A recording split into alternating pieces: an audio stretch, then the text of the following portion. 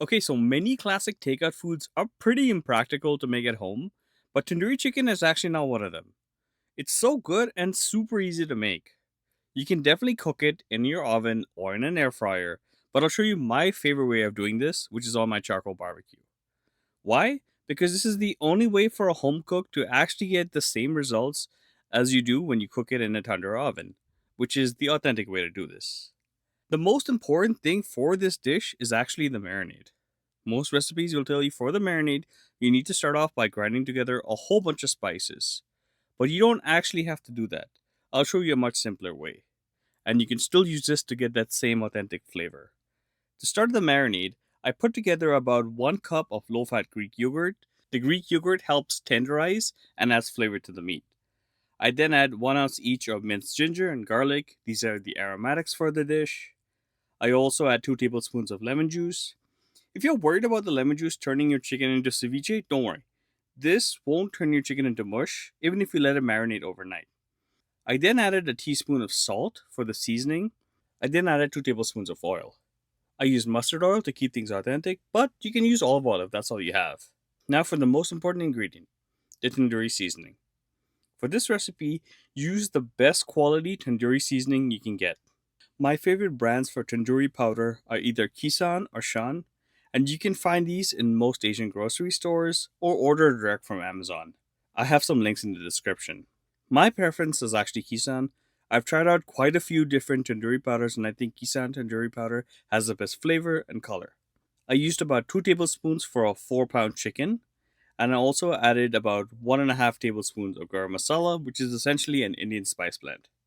Now for the second most important ingredient, dried fenugreek leaves. Same as the tandoori powder, you can get this in most Asian grocery stores or order it direct from Amazon. These leaves add a very distinct herby flavor to the chicken. Now mix everything together until you get all the clumps out and it's evenly spread, and set aside a little bit. I'll use this to baste the chicken as it cooks. Okay, now onto the chicken. I'm not going to do anything complex here. I'm just going to take out the backbone and cut the chicken in half. Now, if you've eaten tandoori chicken before, you probably remember that the chicken was actually scored. This is done to allow the marinade to penetrate deep into the flesh so you can taste every bite, not just near the skin.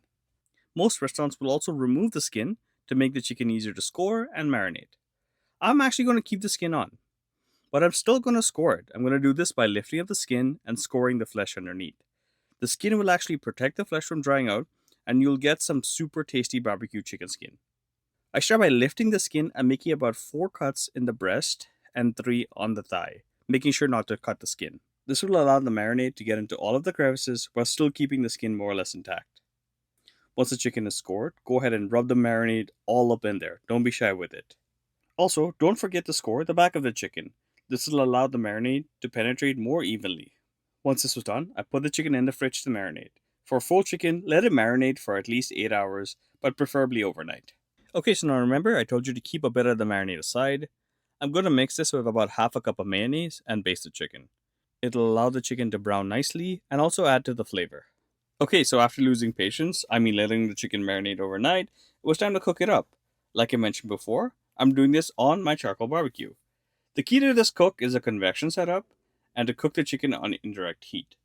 So for me, this meant that keeping both the air vents on the top and the bottom of my grill open so the air could circulate and cook the chicken thoroughly. In terms of the temperature, for half chickens, I prefer to cook them for about 40 to 50 minutes at 400 to 450 degrees Fahrenheit. After the charcoals were hot, I let the grate heat up, and once the grate was heated up, I put the chickens on. Once the chickens were on, I basted them, and then I just closed the lid and let them be. You do not need to flip these. The convection will actually cook the skin really nicely and give it a good color, so you don't need to turn these over to get those grill marks on the skin. Okay, so while the chicken's cooked, I made a very simple mint chutney dipping sauce.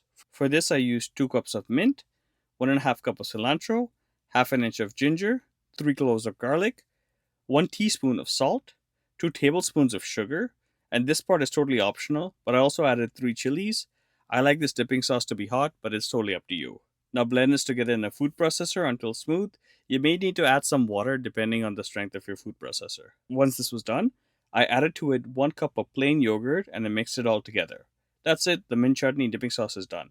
Okay, by now about 45 minutes has passed, so let's check on the chicken. God damn, the smells good. And the mayo actually browned the skin really nicely and gave it a nice sheen. Now I took this off, and it was time to try some. Look at that. Because we scored the meat, the marinade actually got right into the chicken, so you'll get seasoning in every bite. Also, because we kept the skin on, it actually protected the flesh, so it kept it nice and moist and juicy, even though we had scored the meat.